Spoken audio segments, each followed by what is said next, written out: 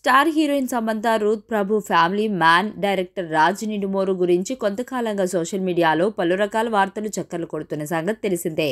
ఇటీవల రెగ్యులర్గా కలిసి కనిపించడంతో వీరిద్దరూ డేటింగ్లో ఉన్నారనే రూమర్స్ ప్రచారంలో వచ్చాయి. శుభం సినిమా సెట్స్లో తరచుగా మీట్ అవుతూ ఉండటం ఈ పుకార్లకు మరింత ఊతమిచ్చింది.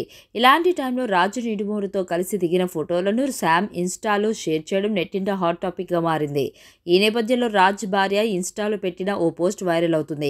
శుభం సినిమా మంచి విజయం సాధించిందంటూ బుధవారం సమంత ఇన్స్టాగ్రామ్లో ఓ పోస్ట్ పెట్టింది.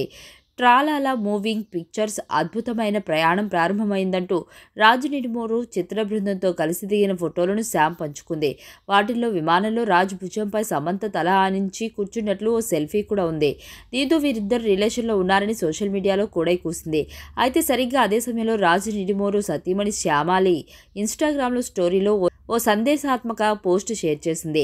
నా గురించి ఆలోచించేవారు, నన్ను చూసేవారు, నాతో మాట్లాడేవారు, నా గురించి మాట్లాడేవారు, నా గురించి వినేవారు, వినిపించేవారు, నా గురించి చదివి నా గురించి వ్రాసేవారు, ఈరోజు నన్ను కలిసే ప్రతి ఒక్కరికి నేను ప్రేమ ఆశీస్సులు పంపుతున్నా అని కొటేషన్ను శ్యామాలి తన స్టోరీలో పోస్ట్ చేసింది.